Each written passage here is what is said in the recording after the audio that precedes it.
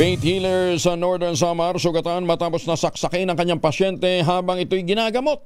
Detalye ng balita mula kay Jane Galit Bantayan, Aris 34. Maimbuntag ni mo, Jane. Sugatan ang isang faith healer dito sa lalawigan ng Northern Samar sa bayan ng Lapinig nang saksakin sa dibdib ng kanyang pasyente habang ito ay kanyang ginagamot.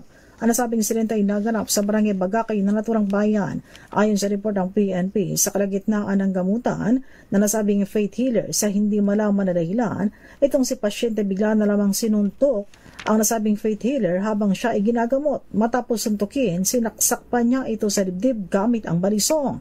Isa naman ang nadamay sa nasabing pananaksak na naroon sa lugar. Nang makita ng suspect na pasyente, ang isang lalaki ay hinabol niya ito at sinaksak rin sa likod. Dahil sa sugat na natamo ng dalawang biktima, agad na isinugod ang mga ito sa Gamay District Hospital upang isailalim sa gamutan. Matapos ang pananaksak, agad na tumakas ang 30 gulang na suspect. Ngunit napag-alaman na kahapon ay kusa itong sumuko sa Lapinig Police matapos ang follow-up operation ng otoridad. Nakakulong na ito at nakatakdang humarap sa karampatang kaso. Kasalukuyan ang pag-iimbestiga ng mga pulis sa motibo ng krimen. Mula sa Aksyon Radyo Katarman, RH34 Jane Galit Bantayan ng DZRH. Una sa Pilipinas, una sa Pilipinas. Daghang salamat, Jane Galit Bantayan.